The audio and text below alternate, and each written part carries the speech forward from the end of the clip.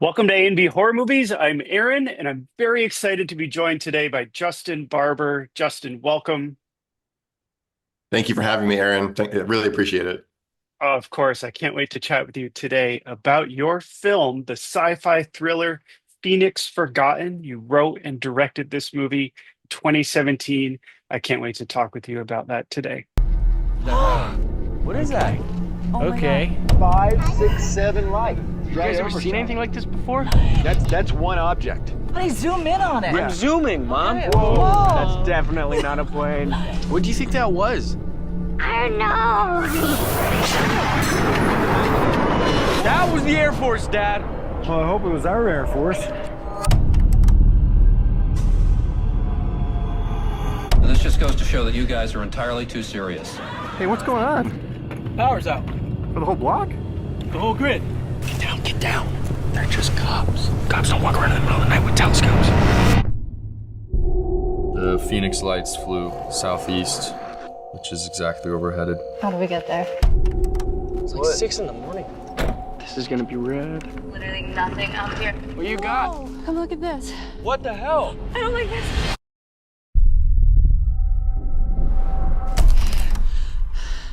I shouldn't have brought you guys out here. What the hell just happened? Hey man, you alright? Are you still filming? We need to get out of here now. Whoa, what is that? It's just a car. Mark, speed up. I am. Oh my god, it's right behind us. What's it Oh my doing? God. Mark, speed up. Go.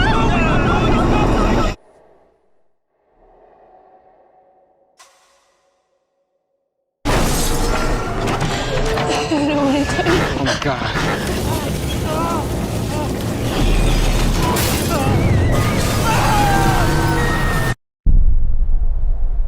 So let's jump right into it. My first question for you is, what inspired Phoenix Forgotten? What gave you the idea to write, film, and release this movie?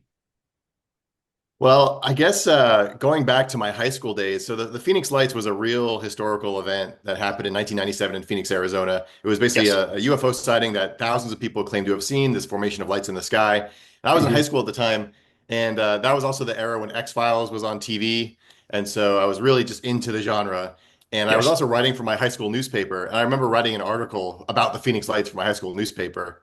And then, so flash forward many years later, when I'm just kind of starting out my career in the film industry, I had two friends that I shared an office with, T.S. Nolan and Wes Ball. And we would just Mhm. always like work at the office and like put movies on. And one year we just put on the Blair Witch Project, and we just watched it. And usually we'd put on a movie and just like work. But we put on Blair Witch Project and we found ourselves just drifting away from our computers and just watching Blair Witch Project and just noting how, man, I love that you know, movie. Yeah. yeah, it was already an old movie at that point, but we just thought, man, this is still so effective, so believable, and so scary. And Yes. there was always people trying to make found footage movies and trying to recapture the success of that movie, but that Mhm. original movie just still remains like the best one. And so Mhm. among the three of us, the idea was, wow, what if somebody made a found footage version of Spielberg's Close Encounters? That was sort Yeah. of the start of the idea. It Mhm. was like take that subject matter, but do it as a found footage movie. And Yeah, so that and was the idea we elements of were like fire in the sky too. That's sort of like the whole exactly, yeah, abduction element. exactly. But go ahead. Fire in the Sky, so terrifying. Oh my gosh. Oh Um, yes, the fourth yeah. kind. That's a good one too. Sorry, I keep So interrupting. so then, time passed, and Mhm. my writing partner, T.S. Nolan, he had been working on a few other things, and he had a meeting at Scott Free, which is Ridley Mhm. Scott's company. And he was working on something else, and he met with the producer about it. And at the tail end of the meeting, the producer was like, "Oh, so what else are you working on? What else you got?" And then TS just happened to bring up, like, "Oh yeah, the other day we were in the office. We were like, oh, how cool would it be if somebody did a found footage Close Mhm. Encounters?" And the producer was like keyed in on it, and he was like, "Wow, that actually sounds like it's up our alley." And you know what? Ridley's actually in Yeah. town right now. He's like just next door. Or do you want to just go pitch it to him? And TS was like, "Gulp, okay." So they just brought him next door into the room with Ridley Scott. He had a quick meeting with Ridley, and he pitched the idea. And Ridley was like, "Yeah, that sounds good. Let's do it." Oh And that my was God, literally it. That's literally all it took. Like once he kind of anointed the idea, that's they amazing. really wanted to make it happen. So Scott Free, we started working on it with them. TS and I started writing it, And then we Hmm. brought in, and then we found another company called Cinelou, and Okay. Cinelou's claim to fame. Mark Canton was a producer there, I think still is, and he Hmm. had produced the movie 300. And in fact, Mark's Oh, license plate on nice. his BMW is just the numbers 300 300. Um, so Scott Free was the initial producer. Yep, It exactly. says, yeah, it's got 300 here on the cover, I Yeah. believe. And Yeah, then cool. Cinelou was the one who was able to get the financing, and those two companies together with the three of us made the movie. So that's kind of how That's it happened. fantastic. It was kind of very And lucky. I feel very fortunate. yeah, it seems like it all came together really fast and was just sort of meant to be, I guess, right? So you co-wrote with TS, and then of course you directed it. Can you speak a little bit to your creative process? So writing with TS, having a co-writer, and then translating that into filming a found footage style sci-fi movie. For sure. Well, initially when we conceived the project, we Hmm. wanted it to be as authentic as Blair Witch. And one thing we noted Yes. about the newer found footage movies that were being made was like when Hollywood tries to make a found footage movie, it really lacks that authenticity. Hmm. From the casting down to the writing, it's like, oh, they're still writing it like these are scenes in a feature, but this is not how real people Yes. talk when they're just caught on camera. And the casting, they're casting these models and like movie star types, and it's like Hmm. we were really at the outset of the project, really were honing in on trying to make it as authentic as possible. And so Absolutely. initially we didn't even want to have a script. We were just we had like a script mint, we called it, like a hybrid script and treatment Right, right. that the actors would work off of. But, what we learned across the project and like the arc of the production was like, you can really concentrate on trying to get it to be authentic, but then the first cut of the Hmm. movie was like just super boring. We found that as the production evolved, it did become more scripted, and we did start treating it more like a Hollywood feature. And that was just a big learning. And like whenever people ask me about the movie, that's just something I always try to communicate. It's like you can never be too attached to the plan you had at the outset of the Yeah. project. You've really got to adapt. And so we shot this movie where the actors are just riffing and it's really improvised, and a lot of that material is some of the best stuff in the movie. But then Hmm. after that first cut, after having the first edit, we then shot a bunch more material that was just more targeted, more scripted, and more planned out. And that all that material really gave the movie a shot in the arm, as Wes would say. And then that's how we arrived at the final cut. So it was a combination of all these different techniques. I had a background in doing documentary style work. Oh, TS okay, was okay. Yeah. had a background just doing a lot of like script doctoring for Hollywood Hmm. movies, and then Wes's forte is just like Hollywood action, and so we were able to just kind of fuse all of So it our kind all of came yeah, together. Yes, yeah. yes. So I think when you watch the movie, you can kind of see those different threads, and sometimes they butt heads, sometimes they really vibe, but Yeah, we did the best we could. absolutely. And there's definitely the documentary style, right? Like the first act is all about sort of interviews, and then it goes right into for those who haven't seen it, goes right into the sort of found footage. And now that you mentioned the Blair Witch Project, there's definitely an homage to that classic found footage that sort of, reignited the subgenre there. Um, so my question for you is, what do you think is most, I guess, actually, no, before I get to that, you mentioned that you had to film new elements of the film. What scenes were added? Did you have to refilm or add to the final act, I guess I would say, in the desert, or was it leading up to that? It was honestly bits and pieces throughout. Hmm. Okay. And what it came down to was like clarity, just hitting some of the plot points in a stronger way. I'll give you one Hmm. example. So Okay. we're assuming people have seen the movie. If not, spoiler alert, fast It has forward, been pause. 8 years, right? Yeah, Yeah, go for yeah. But it. anyway, the movie's designed like so. The first half of the movie is set in modern day, and it's about this Hmm. 20-something-year-old girl making a documentary about her long lost brother, this tragedy that happened in her family all these years ago. And then Yes. halfway through the movie, she discovers new material, a tape that her brother and her friends and his friends made. So Yeah. halfway through the movie, it becomes a more straight found footage movie. And there's a scene where she discovers the tape, where she finds the new material. Hmm. And initially, I'm like, well, if this is a real person making a real documentary, like it's highly unlikely there's going to be this dramatic scene where you see her discover the camera. Like I was Yes. just so set in this idea that like these things might happen off screen, or when you film them, they just wouldn't Mm, they wouldn't hit like they would in a studio feature. yeah. And then so that's the version we shot initially. It was like this kind of like very mundane scene uh, where it's even discovered off screen, and then she has to like tell you about it.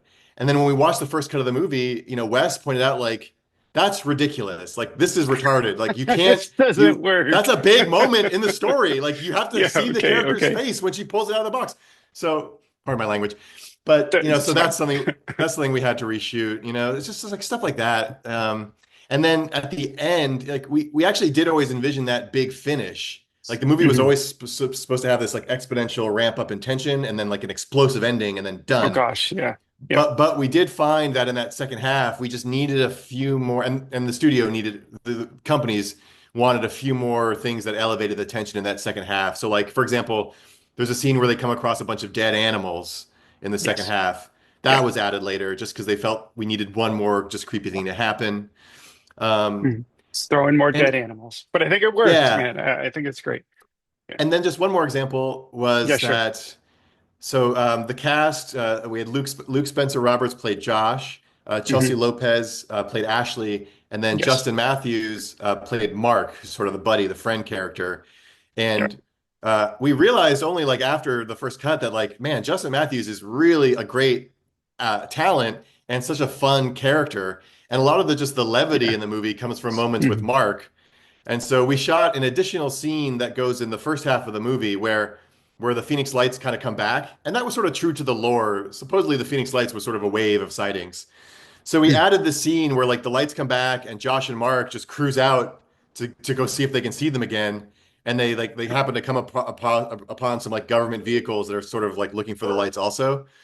And like there's a moment Oh where like yeah. Yeah. Okay. the Yes. cops Yeah. Keep the going. cops shine their flashlight at the boys and they just take off running and Justin's like run bitch run and it's just like the shot of him running and every time we screen that in a theater it just got laughs. So that's another example of something we added just to like provide some levity because we also realized we had like this great character and this great actor. So we Yes. were just always looking for opportunities to just amp up the movie. Like nowadays you always hear these stories like how like nowadays they do so many reshoots on movies and it is more Mhm. enabled by like technology. Mhm. It's easier to do those reshoots, but it is also because of process, like just the way Yeah. movies are Sure. rushed into production. Yeah, so it's like we just kind of embraced it.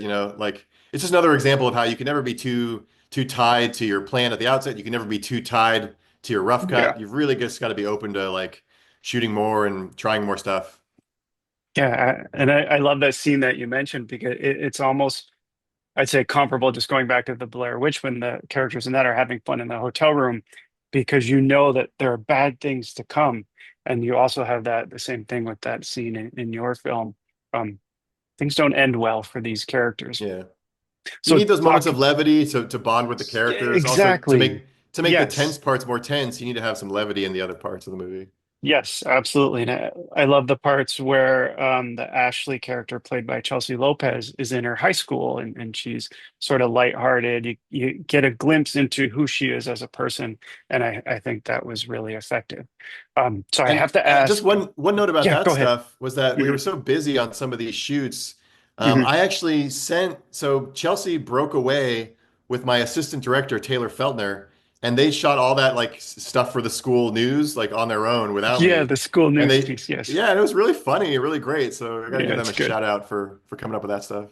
Yes, yes, and editing the interviews in with it was worked really well, flawlessly, I would say, with the parents talking about her and then getting to see firsthand who she was and what she was like as a person.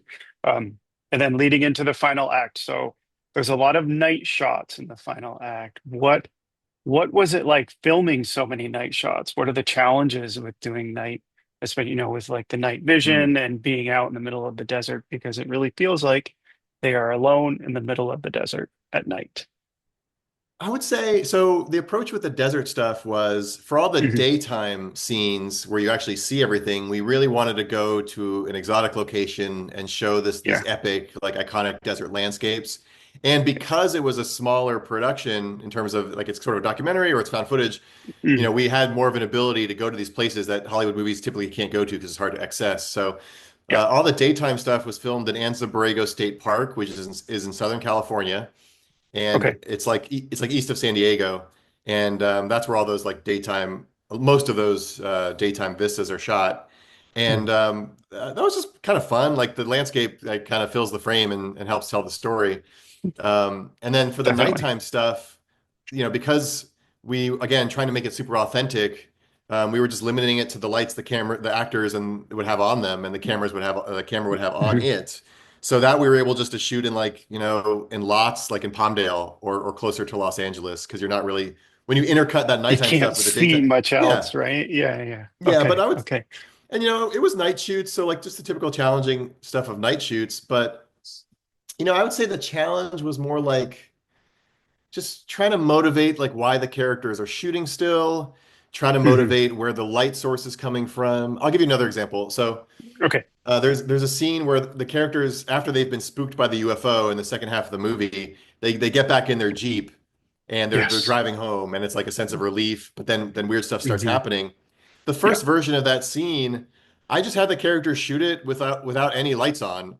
Like it's like because because you know how it is when imagine you're a kid in the car and you turn that light on in the dome Hmm. light and your dad's always like, turn it off, I can't I drive. can't see anything. Yeah, Yeah. yeah, yeah. So it's like we had a few moments where Josh, the character operating the camera, he tries to turn that light Hmm. on, and Mark's like, "Turn it off." So mostly, like all you're seeing are the headlights of the car on the road, and it's like really dark. Yeah. And then after we saw that in the rough cut, we're like, "Well, that just doesn't work." It's like just let Wes was like, just have Ashley have her flashlight on the map in the front seat, and now that's a Yes. better light source for having light in the scene, and it's Hmm. still believable. It's And it makes just I sense. was Yeah, too much for in sure. yeah, I was just too much in that mode of like, oh, if it was like really authentic, they wouldn't have any lights on. So yeah, just coming up with ways to motivate the light source. We did things where like, Hmm. okay, at one point Ashley drops her flashlight, and so she has to use the light on the Yes. camera as her flashlight, and that's an excuse for her to be filming. Hmm. So coming up with things like that for it to still be realistic. Those were the challenges of the night stuff. Um, but that's really it. It's all kind of equally challenging day or night, to be honest. Yeah, either way, there are different challenges with each. Yeah. So that whole scene in the Jeep, did you redo the whole thing now that since you changed the lighting? Was it We used as much as possible. So like a lot of the reshoots is okay. intercut with the original footage. Okay, okay. But what Great. is interesting is that Yeah. at some point they're on a road actually driving, and then it transitions to them just in the car, and the car's stationary, and we're all just shaking the car. So when Yes. you Yeah. watch if anybody ever watches the movie again, you can look for those little moments where it's like, Movie oh, that's them magic, on, right? yeah, that's them on the road, and then all of a sudden the car, oh, that might be stationary, and you can look, and Mhm. actually they were young actors, and at some point like 6 to 8 months passed between reshoots, and you can actually tell they grew up a little bit in some of those shots too if you look closely, Oh, which is really? funny. Oh, I didn't Yeah. notice. I guess maybe next time I did just rewatch it, but maybe the next time I watch it, I'll be on the Well, lookout for that that. that's the But that's the other thing. Like we get so hung up on like maintaining the authenticity that most of that stuff just mm, goes over the viewer's head. There's even you wouldn't I've called notice, this yeah. out. Yeah, I called this out a If their lot. hairstyle had changed, maybe that would be something that we would Yeah, notice. I Thankfully, it did. seems like they did not change their hair. I did make Mark keep that like 90s middle But part. yeah, oh, I'm Um, sure he loved that. well, it's It funny. looks He looked told me good though. he Mhm. told me at one point he like walked over to a gas station to get a drink while we were shooting, and like there were girls at the Yeah. gas station being like, "Hey, you can get a new haircut. Like your hair's kind of 90s," like making fun of him for it. Um, Yeah, the 90s called. They want you back. yeah. Um, so were you going to say something else before I jump in? I was, but my mind like jumped a I track and I think forgot what it was. Yeah. yeah, my fault there. So you mentioned the documentary style, and I've had folks on who have done similar, like I guess mockumentary, although I hate that word. Um, one question I have that I was thinking about when I was rewatching it, as the director, what sort of guidance do you give to actors who are in a documentary style to act as if they're not acting, but acting? I don't know. Yeah. I don't know if I'm phrasing that right, but you No, know what I that's mean? Like act natural, but don't act too natural. You know what I yeah. mean? You hit the nail on the head in terms of like a key issue. And that's Hmm. again something we noticed in these more Hollywood produced found footage movies is like, yeah, they're not acting like people. So a Yeah. couple different things. One, a lot of the characters that are interviewed in the first half of the movie are just real people. So, for example, I Oh, found okay. a private investigator in Phoenix, and I found a former police officer slash pilot in Phoenix, And I made a fake case file for the three missing kids. And I'm like, here's all the information we have on the case. And you're going to assume that you worked on this case, study this case file. You're I going to love apply your that. own experience, and then we're just going to Yeah, interview you. And so some of the interviews in the first half of the movie are done that way. And that's why I just think they're super authentic because they're just real, that's they're real amazing. cop. Yeah, and it's Hmm. like they're Hmm. even the cops and the private investigators I had, like they had experience doing undercover ops, so like they know how to act, but really they're just drawing on their own experience. Now, and then on the other hand, though, there is one actor. Hmm. Well, there's other actors in the movie then that are actual actors, and so Right. it's like, yeah, how do you get a performance out of them that's as Hmm. believable as the real people? And Right. that was a real challenge because I think even in the edit, it's like when you intercut certain shots, it's like, oh, actor, real person, actor, real person. It's easy for me to tell. So I guess, how you just try is like casting. You can definitely find Sure. actors that are just better at that naturalistic style. Some actors are just like, there's theater acting where everything is very broadcast, everything is Very, very yeah, like big. Yeah. affected and yeah, sure. But then there's actors who like just love like French New Wave movies, I guess, and are used to just like Mm. Mm. being half asleep sometimes in front of the camera. So it really comes down to the individual performer and the Yes. casting, and then working Yeah. with them, and also the writing. You have to kind of either write scenes where the dialogue feels like it's the way 90s kids would talk. So it's a lot of Hmm. ums and likes. Like Hmm. the old show, My So-Called Life, was Oh really well written in gosh, that it's yes. like they're saying like every other second. But Hmm. so it's the writing, or it's choosing not Yeah, to you're write, and taking me it's back. yeah, Keep going. or it's just choosing not to write and have Yeah. a bullet sheet of the scene and letting them improvise it, which that has its other challenges because then it's Hmm. impossible to get pacing out of it.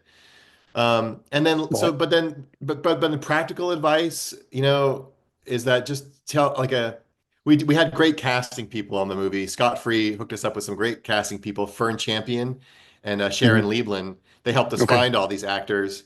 And when they would come in to read, it's the casting people, because I'm not always there, like they're making the tapes and then showing you.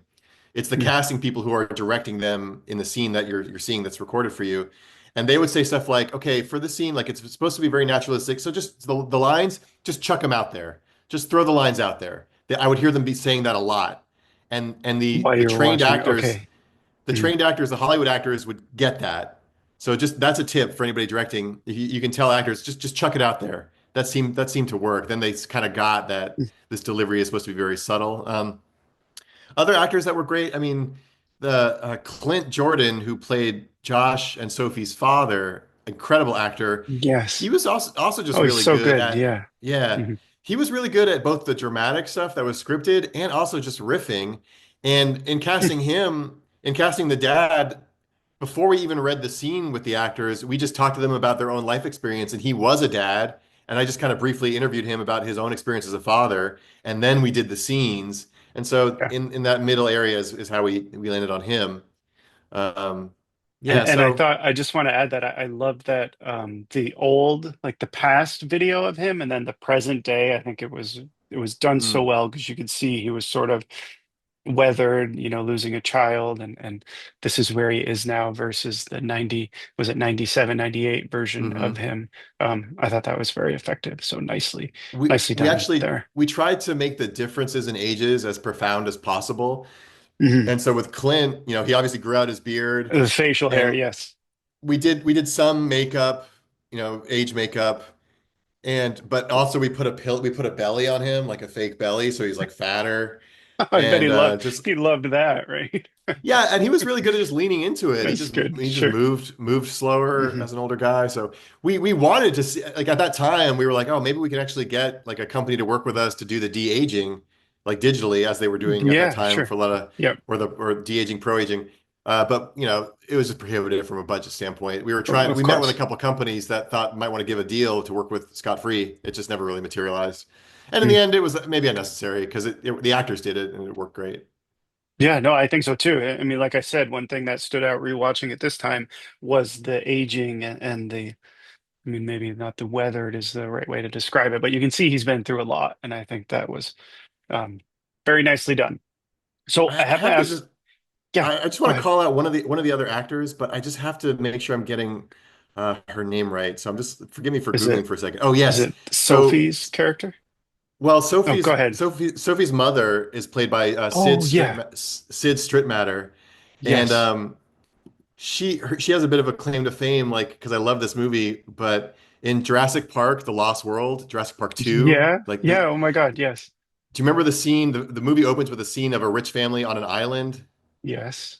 and Yes. so Sid plays the mom of the little girl who gets bitten by the They're on a crappies. beach, right? And the little Yeah, yeah. dinosaurs come out. Oh my God, that's Yeah. And so there's awesome. a great shot of her, like she runs up into the frame and she screams, and then it hard Yeah. cuts to Jeff Goldblum like in a later scene. But Yes. like Oh I yeah. was like that was kind of awesome. I love calling it out Oh because my like God, that's so cool. yeah. I But to your wouldn't have point, made the connection, but go ahead. well, you brought up so Florence Hardigan, who plays Sophie. That was the other Yes. element of casting. We really wanted to try to cast these actors so that they all felt like they could be a family. So Florence, Clint, Sid, and then the little Yeah. girl, whose name was Serendipity, who plays Sophie as a young girl. You know, Mhm. that's the other challenge here. On the one hand, you're trying to find the best actors possible for the movie, which is hard. You know, Right. that's like a 1 out of 50 thing. But then you also are limited by the fact that they have to look like the other actors. So Yeah. it's like really hard to fill that sweet spot. And I think we got lucky with this set of actors. Yeah. But Mhm. Florence was actually a friend of mine, and to get the movie going, I guess people making movies would want to know this, but we shot like a test scene and put together a little test trailer for the movie, like a little 90-second trailer about what this Okay. movie would be. And even though we had the treatment, and even though we had like Scott Free on board, like nobody was really interested in producing the movie until I could show them this cool like trailer I made. Mhm. And Florence That was my played next so question, but yeah, yeah. Go ahead, keep going. Florence she played Sophie in the trailer. And Okay, then okay. and then months later, when we're actually making the movie, you know, I didn't promise her the role. Like we still needed to be open because now we had other partners involved. You can't just cast your friends in like a movie that people are Mhm. investing a lot of money in. Yeah, But so we makes put her sense. through, yeah. So we put her through the casting process Okay. along with other actors, and like a lot of even like some like it's funny. Like I read for that age group actress, I read a Mm. lot of actresses who I then later saw pop up on TV shows around that time. So we put Florence through the same process. Like Yeah. we still gave her all the tests, and in the end, we were able to pick her, which made me happy because she kind of deserved it. She helped Mm. us get the movie made, and then we were able to Yeah, it put was her in the meant to movie. be. Yeah, that's funny. Yeah. You're like, hey, I know that actress on television. Hmm. Yeah. So that reminds me, you're speaking to a trailer for the film, but one of the questions that I jotted down was the ending moment in a trailer, where sort of gravity is defied, the roof gets ripped off. Um, that was it was so intense and it's so good. Every time I watch it, I'm just sort of in awe at that moment. What was it like bringing that to the screen? What was sort of the set like? And I don't Sure. know. I'll just let you speak, especially when the Yeah. water starts running up the walls. Go ahead. It's Well, so so good. we always knew that it needed to be Mhm. this exponential rise in tension and then an explosive ending and then like it's Oh, over. for That's what we sure. wanted to leave the audience with. And Mhm. so so it's like, okay, how are we going to do that on a budget? Well, we need to put the character in a contained space, like you know, Yeah. in a set that then we could just blow apart. So that was sort of the initial idea. And we went about it by breaking the sequence down into individual elements and then filming them on little built sets. And I'll explain how. Okay. So again, spoiler alert, but the way the movie ends is that Josh is in the desert. His two friends have already been taken, and he's running up to this abandoned trailer in the desert to take cover inside. And so Mhm. there's a shot of him running up to the door of this trailer as like debris is raining down on him. That was Yeah. shot Yeah. at an So good. exterior lot in Palmdale, just him running up to a real structure at Okay. nighttime. And then Okay. as when he goes inside that door, now and he's in the like the kitchen slash living room of this trailer home. Yep. That's a set that was built on a soundstage in Santa Clarita. And the company we worked with is called Gem Effects. And if you look them Mhm. up, they've done like a lot of amazing effects over the years. Like they blew up stuff for Waterworld. They do big car commercials, Oh, and cool.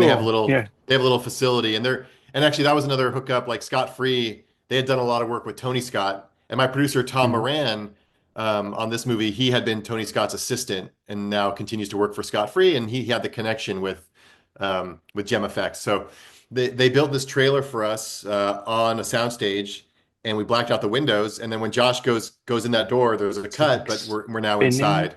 Yeah. Okay. Well, Okay. I'll get to that. Okay. Okay. I'll keep going. I'm stealing your In moment. that living room kitchen space, like the Yeah. electrical outlets were rigged to like flare fire. The gas stove was just rigged with propane to have fire. The TV was rigged to explode, and the windows were rigged to explode.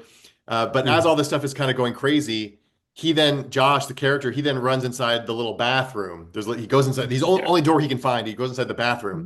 and Yep. now this is another cut. And now the bathroom set, which is a very small room, that was built as a standalone room, and that Okay. was put in what's called a rotisserie rig, which is basically just a cylindrical metal thing that can rotate. And so basically, Yes. we wanted to rip off Spielberg's Close Encounters as much as possible. And Mm. in Close Encounters, there's a shot of Richard Dreyfuss in his truck, and a UFO goes overhead, and all the Yes. things from his dashboard shoot up to the ceiling. Suit up. Yeah. Yeah. Yeah. Yeah, and it's because Dreyfuss is strapped into the truck, and they're just rolling the truck and letting gravity kind of mess with all the Oh. objects in the truck. Yeah. We did Yes. the exact same thing. The Mm. way the rotisserie rig worked was it was a small room into this rotisserie rig. My cameraman was Yes. in there, strapped in. There was like a little metal thing and a harness that he was strapped into. And then Mhm. they had a forklift that with rope was tied to the rotisserie rig.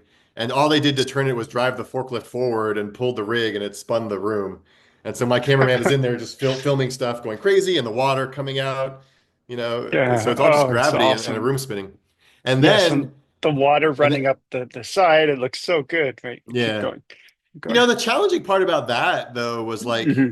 I did do an animatic for this whole sequence where we really mapped out how long it was going to take and all the things that were going to happen, and we were like, okay, at this point the water is going to shoot up, and at this point the mirror is going to break, and at this point like stuff's going to shoot out. Yep. But we realized later in editing that it wasn't quite the right pace. So Mm. on the one hand, I imagined it all as this like very fluid one shot scene. Yeah. But then when I realized when we got into the editing, we had to just chop it up in certain ways. So like, it still works for people, but it's just like I had originally imagined it not to be so intercut. So just a little note, I guess. But the idea though is Yeah. that everything's flickering, and there's so much going on, and the camera itself is futzing out that there's a lot of natural cut points, I guess. Anyway, Mm. It so still then feels continuous, though. I mean, I guess now yeah, that you mention it, but it happens so fast, right? So it feels like you're moving forward in a that's just one of intense those. and progressive manner. But Yeah, it works. It's one of those tough things you learn. It's like, again, you can't ever be too attached to what you map out. yeah, Anyway, so then pivot. Go ahead. after he runs out of the bathroom, he runs back out into that living room space, and Hmm. stuff just like continues to explode. The TV explodes. We had the windows blow out, and the way they did the windows is that they put cellophane on the windows, and that looks like glass.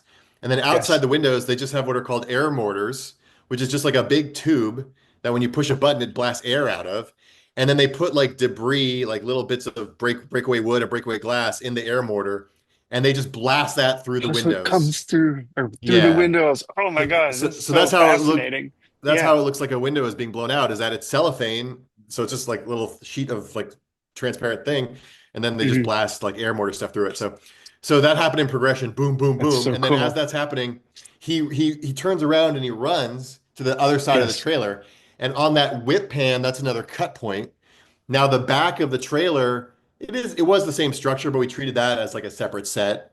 So then when he Okay. goes to that back of the trailer, there's a few more windows that are rigged to explode, and then the camera tilts up, and then that's when the roof gets pulled off. And that's literally Yes. just like a rope attached to the roof, and a guy Just pulling it on a back. jumps off a ladder, uses his weight to pull the roof off, Oh, and that's so good, then though. then Josh drops the camera, and the camera's like resting Mhm. up at him, and then we just yank him out with a wire effect. Every time you see somebody yanked in a movie, most times it's like a rope and a guy on a ladder just jumps off the ladder and pulls them. It's kind of lo-fi. Yeah. But all that is to say, like But we it's so imagine good. this. Yeah, sure. If it works, it works. We imagined Right, this big right. sequence. We did the animatic for it, and then we Mhm. broke it down into individual chunks and figured out how to film those, and then we cut it all together. And really, what I think Okay. makes it work from an intensity standpoint is the sound design. Our sound designer, Zach Mhm. Sievers, did an amazing job just with ramping up all these sounds And also, we really had to spend a lot of work like recording the characters' screams and breathing, and getting all that to mesh together in like a cinematic mix was really challenging, but so Yeah. crucial to the intensity and the rising action. So all of those I think are the elements that made it work. Yeah, absolutely. Well, thank you so much for describing all of that. That's fascinating to hear how it all came together. And then it's kind of like God, it's like a punch to the gut, and then it's just over. So effective. It's so good. I'm a fan of your film. I don't know if I said that already. Um, gosh, let's see. Where do we go from there? Well, one thing Um, I'll say one Go thing ahead. about the ending. Well, I'll say Mhm. two things. Okay, So go for it. when you're a director and you haven't done any like big explosions, it's like what you always look forward to doing. It's like, whoa, I'm gonna blow up a car. This is gonna be so Oh, of cool. course, right? Yes. Yeah. But honestly, it's the most boring scenes to shoot in a way because all you're doing all day is like pushing the button, blowing it up, and then being like, oh, the debris didn't fall right. We got to do that again. Do it You know, again. Then so the it's setup for it, right? You yeah, have to so it's like stand all around and wait. Yeah. and there's only so much you can do. It's like you're literally just hoping stuff falls the right way. Mm, But the last thing mm. I'll say is that, you know, about the Yeah, sure. ending, this is Yes. something we struggled with because on the one hand, we wanted this big finish and then over. Mhm. But the one note, some of the notes and the feedback we got after the movie was like, wow, people actually did want one more scene with Sophie at the end. Because the way it works is Sophie, the older sister, who's sort of making the documentary at the beginning, she disappears at the midpoint, and then you never see her Oh, again. yeah, you're right. And in retrospect, we were like, oh, should we have done like one scene at the end where she's like she meets her dad at a diner somewhere, and she has to be like, Dad, you were right. Like just one more moment with Sophie, I think would have been good, but live Mhm. and learn. Maybe like some closure. I don't know. Yeah. Yeah. Guess I never really thought about it, but yeah, I think as it is, that works perfectly. Yeah. Well, anyway, I guess my last question for you is, would you ever want to do a sequel, or do you think this is a standalone film? And I guess lastly, did you ever imagine that you would still be talking about this movie 8 years later and that it has such a fan base and following?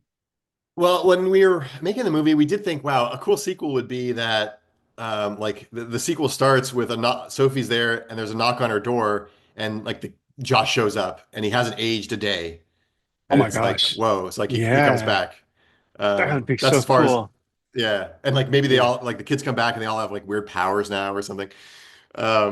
But we just never really got that far. You know, Mm, it's kind of as far as making a sequel, it's all economics driven. You know, it's like the movie didn't do well enough from a revenue standpoint to justify like investing in it as a property.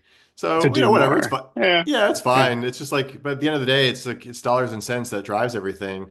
Hmm. Um, but the other actors have gone on to do cool stuff, and I know like just Luke and Justin put out their own movie recently. I think it's oh gosh, it's called The Duel, I think, or The Duelists. I just anyway, Oh, Luke Spencer Roberts cool. and Justin Matthews made their own movie. You guys should check it out. Um, Awesome. Yeah, yeah. and like Clint's always popping up and stuff here and there. So and then TS and are like Wes is doing the new Zelda movie, and I think TS is writing Yeah. it, so they're doing great. Excellent. And as far as like would we still be talking about it? Man, when you're making the movie, you are honestly just thinking about getting it done and the release, and like it's such a Mm. sprint and such a stressful thing just getting it done. Like I did not even think about the It's next hard to think month, beyond. let alone the next Yeah, year. yeah. Yeah. That makes And but sense.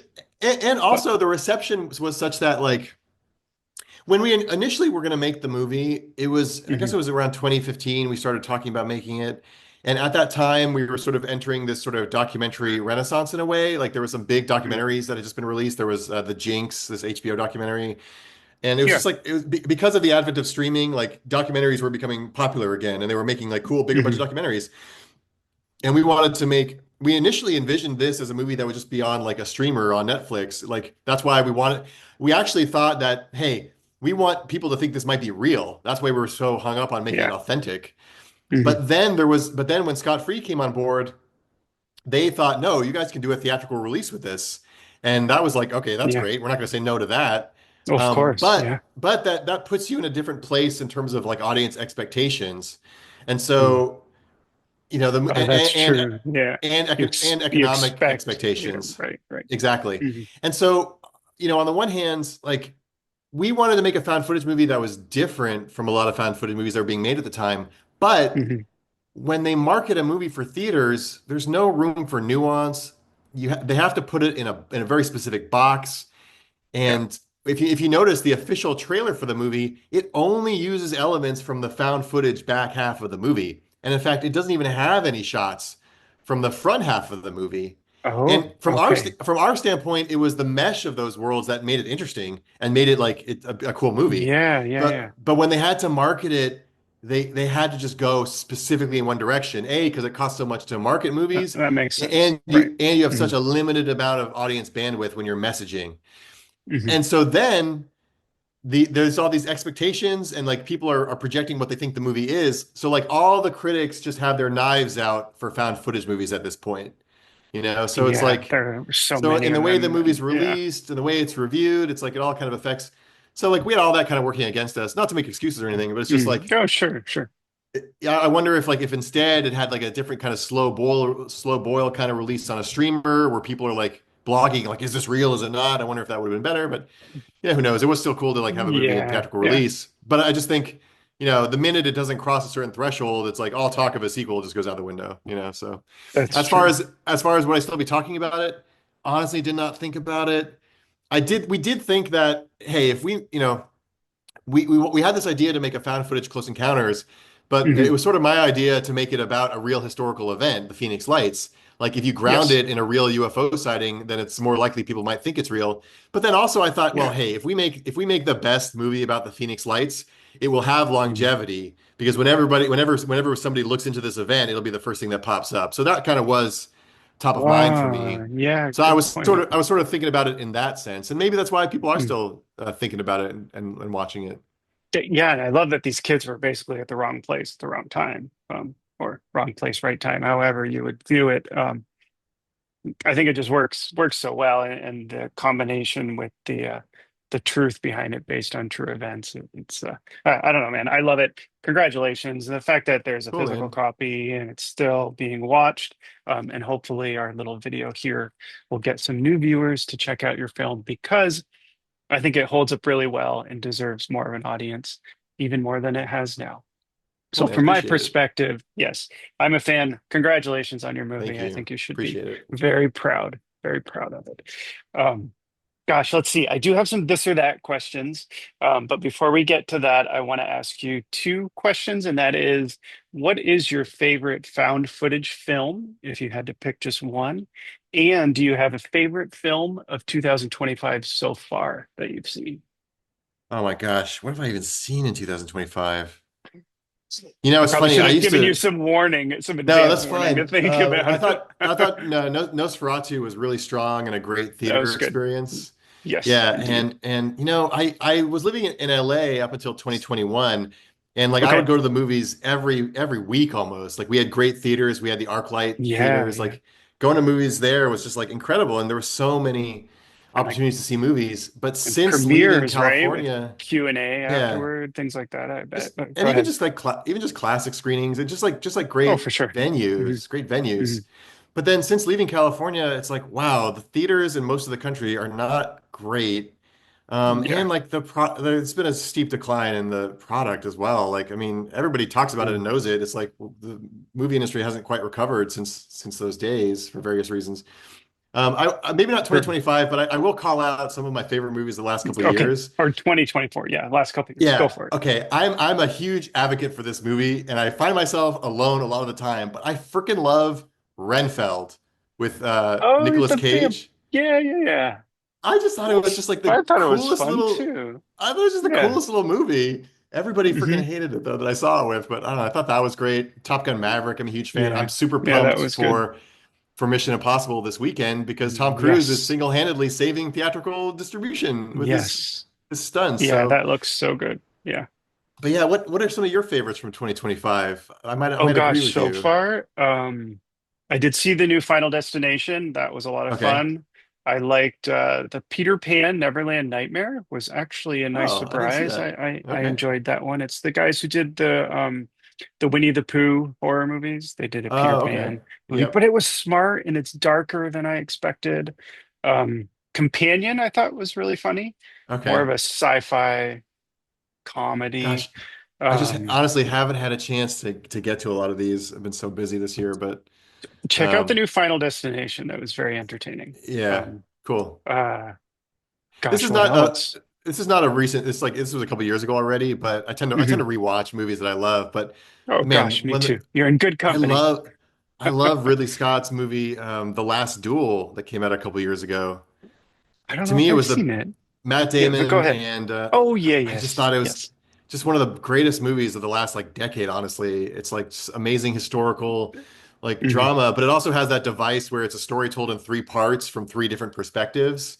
And Yes. it's all building towards this duel between this knight and this squire, and it involves this woman who the knight Yep. who accuses the squire of raping her. So it's these three characters. It's told each part is told from one of their perspectives, and it all builds to this duel at the end, and all of their lives hang in the balance at the end of the movie. Yes. And it's just like a masterpiece. Like, man, I find myself I'll have to rewatching go that back than to it. rather than yeah, it's worth seeing Maybe for I sure. didn't see it. I'll have to check it out.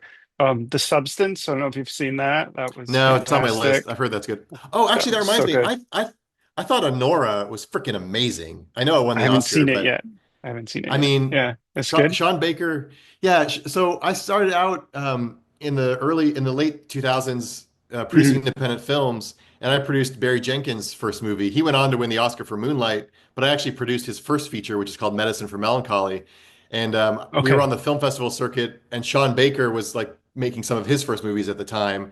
And it's Oh, just cool. amazing that he finally won for Honora because it's just such a great like honest, authentic, like independent filmmakers movie in a way. Yeah, it was. It's just like I need to I see thought it. it was really a breath of fresh air. So yeah, Honora is a top one for me lately. I know it's not horror, but it's really good. That's okay. Yeah, that's okay. I think there it was a surprise. People didn't think it would do as well at the award show that it did. So I need to watch it. Actually, I did It's on think my I think list. I thought Conclave was amazing too as well. I haven't seen that. Maybe I watched too many horror movies. Well, that's the thing. I made Phoenix Forgotten, but like horror is actually like not my go-to genre. I mean, I love the classics like Alien, of course, and a lot of the Mm. others, Exorcist. It's Yeah, of just course. like for a new horror movie to come out, I have to like just get a couple people who tell me that it's good before I see it. I love like Nosferatu. I said was great, and that director's Yes. other work is I love The Witch. Like is amazing. Yeah, It's the just witch like is good. these other horror movies. It's just like not my go-to genre. I don't know. As an older person, I just can't get into the gore and the stress of it as much anymore. It's just hard to explain. Yeah, Like yeah, like you end the up seeing so much of it in your own Terrifier life that you're like, films. yeah. Yes, yes. Yeah. What is it? Osgood Perkins, he's doing some great things with Mm. Long Legs and he did Did you Long Legs, like? right? Yeah, I don't know. Did you like Late Night with the Devil? I've heard good things about that. Yeah. Oh, it's really good. Yeah. I liked it. Okay, I gotta see that. So some people didn't like the final act, but I loved it. I thought that was great. In a Violent Nature was fantastic. They kind of Mm. flipped the whole slasher Oh subgenre and yeah. tell it from the Yep. perspective of the killer, like Jason, Yep. his perspective. Um, and at the very end, I don't know if people notice this, Lauren Marie Taylor is in the final scene in it, and she was Oh Vicky in Friday the 13th yeah. Part Two. So it's really cool to see her and to see her in that. Anyway, I've our heard good gosh, things about that. And sorry, I'll let you. We can rap it's about movies for excellent. hours. No, I know. I was just going to say this is fantastic. I mean, obviously, I want to talk about your film, but yeah, anytime I'm with another movie buff, it's a lot of fun. Um, I was going to say something else and I forget. Well, Oh, there's that new the Soderbergh movie, The Presence, which I've that's not exactly what I was seen. going to Yeah. say. The Presence, yes. So my Yeah. co-host saw it and he really liked it. It's all told from the ghost's Yeah. perspective, um, and yeah, I'm hearing good things. And I mean, it's Soderbergh, so right, it has to be. Yeah. Yeah. Usually has to be good. Okay, so let's do this or that. So I gave you a little bit of a tee up before we started recording. I ask you two things, usually fun, and most of the time there's no right or wrong answer. So here goes. The first one is Alien or Predator? So tough, but I gotta go Alien. At the end of the day, the art direction Yeah. and the atmosphere of it, It's Oh, just for like sure. I can put that on like and just have it on around the house while I'm folding laundry, like Oh my God, yeah. And then go so. right into the sequels. Yeah, yeah, Oh it's so yeah, good.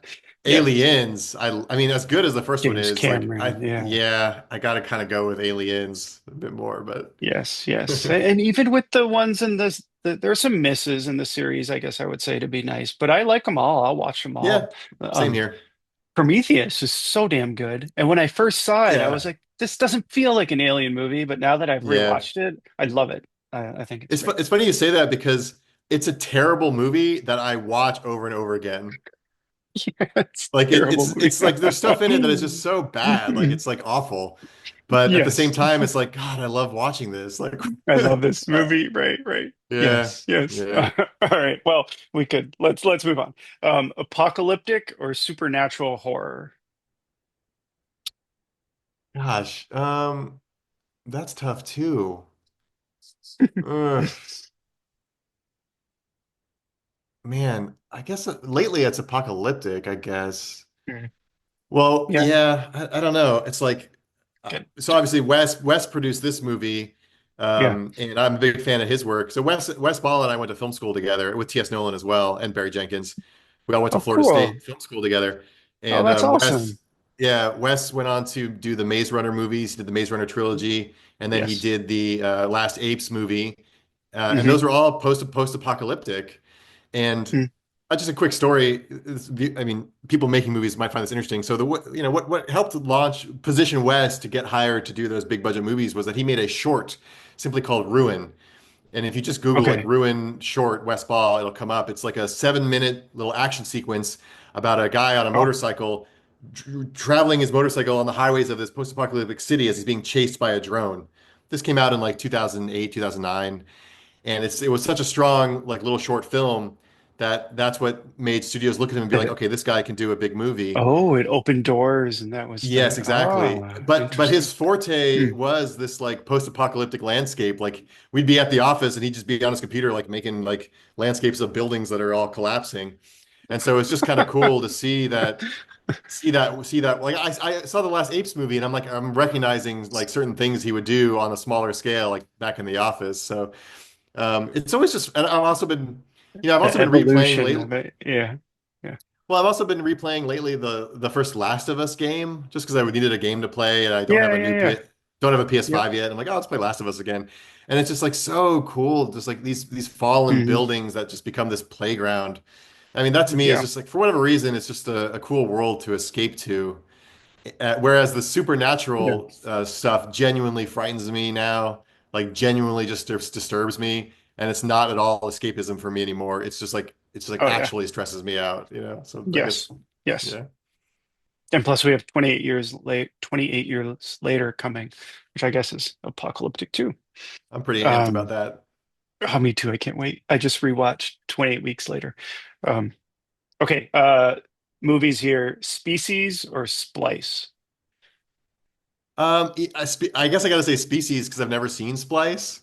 Okay. Okay. I've heard it's good. It's good. Yeah.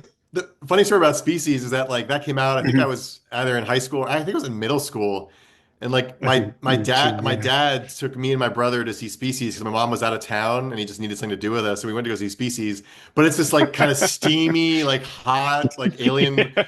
It's like so. Yes. I remember just feeling so She's awkward. like Like I'm watching. seducing these Yeah. guys. Yeah. Yeah, it's like I'm watching this movie with my dad. I'm like, okay, this is weird, but yeah, but Yes. amazing Yes. cast. I mean, Ben Kingsley in a B movie, amazing. Yeah. Yeah. Oh, that's a good one. Taking me back. Let's see. Directors here: Sam Raimi or David Cronenberg? Ah, Sam Raimi.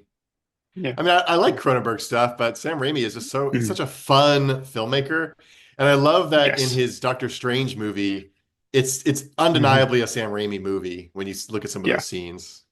Yeah. So Absolutely. big All right. big Evil Dead, Army of Darkness fan, Spider-Man, Me obviously. too. Yes. Of course. Of course. Let's see. Fire in the Sky or Dark Skies? If you've seen those both. I know you've seen Fire in the Sky. Is Dark Skies because obviously Fire in the Sky is great and terrifying and a good cast. Dark Skies, I think I Mhm. might have missed. That's the one with Carrie Russell.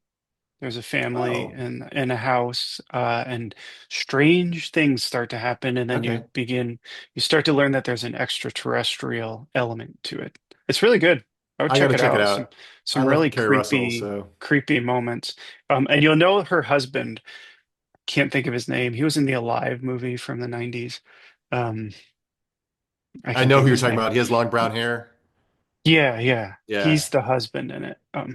I hope I'm right, but I'm pretty sure that that's him. Okay. Um, in fact, I'd probably have it somewhere. If we have time, I'll pull Carrie, the movie out. Yeah, well, it's definitely funny. care. I've been rewatching all the Mission Impossibles leading up to this weekend, and I just watched Mission Impossible 3, in which Carrie Russell is in. Yes, yes, I'm listening. Oh, she's in it? I don't know. I don't see it. It should be here Yeah. somewhere. Anyway, it doesn't matter. Okay, Ellen Ripley or Sarah Connor? Damn. Uh, wow. Good question. I mean, Ellen Ripley, I guess. Get away from her, you bitch. I mean, like, come on. Yeah, that's true. But Yes.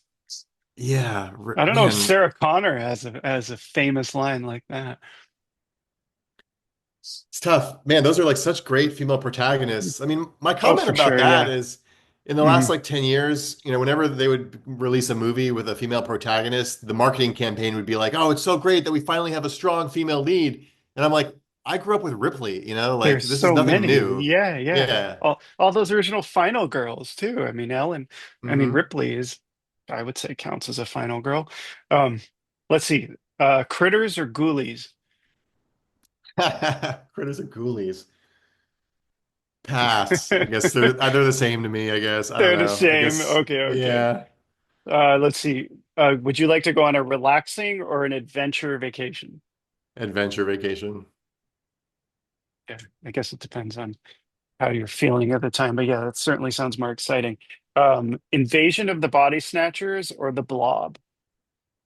Notice I didn't say I, original or remake because they yeah. both kind of I work. know. Well, actually, I love Invasion of the Body Snatchers. It's one of my Mhm. favorite series because specifically Yeah. there is a version for every decade. And so if you had to do a Yes. These film in class, 90s. Yeah. yeah, and they Mhm. both all of them encapsulate the trends of the filmmaking era in which they are made. Mhm, mhm. So if you watch the black and white one, and then you watch the 80s one, the 90s one, there's even a Yeah. 2000s one with Nicole Kidman. Nicole It's Kidman. just Yes. so it's just like I love that series. Also, it's just such a Uh, universal idea, and I feel like actually what I have said lately is that Invasion of the Body Yeah. Snatchers is like my favorite horror movie because I feel like that's what we all like. I don't know. I just feel like it's so true to life of what we've experienced through COVID in Mhm, the last couple mhm. of years.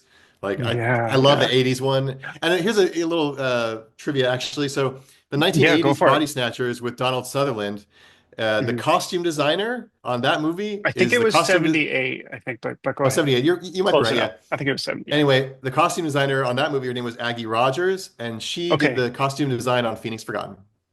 No way. Oh Yeah. my God. That's awesome. I love that Invasion of the Body Snatchers. That's so Yeah. cool. So Nice. just if you ever noticed Leonard Nimoy, he has like a Yeah. weird like leather thing on his hand in that Hmm. movie. And I Hmm. asked Aggie, I'm like, why does he have that like is it what was your idea with the costume for him to have this like weird Yeah. leather Yeah. like Yeah. thing You're on his right. hand? And Yes. and Aggie was like, I don't know, Leonard just wanted it. That's why so I made it for him. So we just went with it. Yeah. Oh my gosh, such a great film, though. That ending when points at Oh yeah. Donald Oh Sutherland and starts yeah. screaming. Okay, three Incredible. more. Killer Clowns from Outer Space or They Live. They live. They Mm. live. It's just again, I guess It's more. again, I think more truth, more human truth, and they live. Hmm. Hmm. And I think Killer Clowns is genuinely frightening. Like it is scary. I don't know. I don't care to watch it. It's just kind of gross to me. I heard they're remaking it. I heard they're making a new one now. So Oh, really? I feel like that's an mhm. untouchable film. You don't do that. All right. Do you prefer a rainy or a sunny Sunday? Rainy. Yeah, me too. It's like the perfect Hmm. excuse to stay inside and watch movies all day and guilt-free, Hmm. right?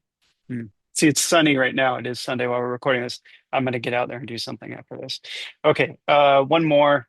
Halloween 78 or Jaws? Jaws.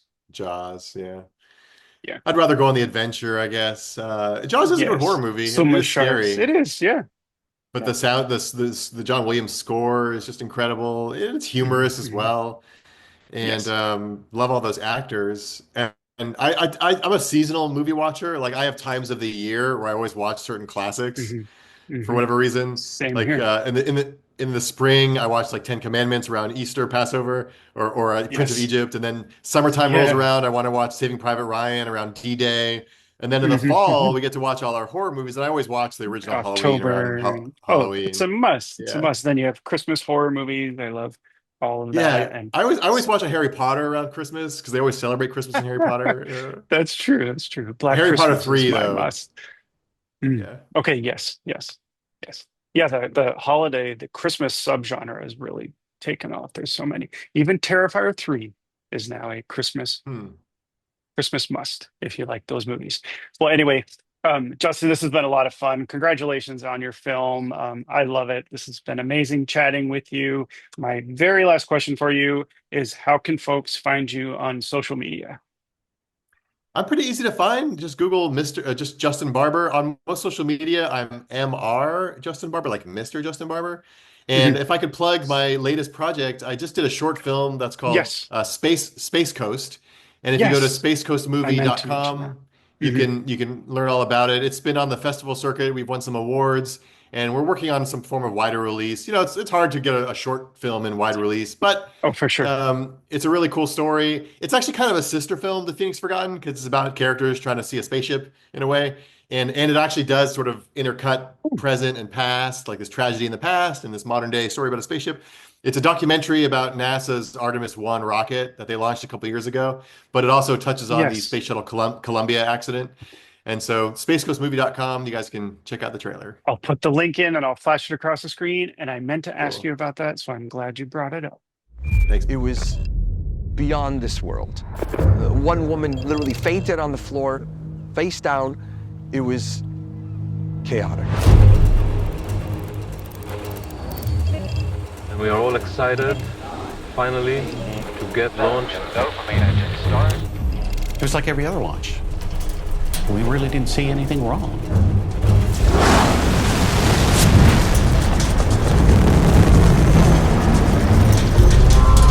Columbia, Houston. Com check. Columbia. Columbia, Houston. It was the largest recovery effort ever. When the accident report came out, I got really mad. Columbia, Houston. I lost all confidence in NASA. Oh my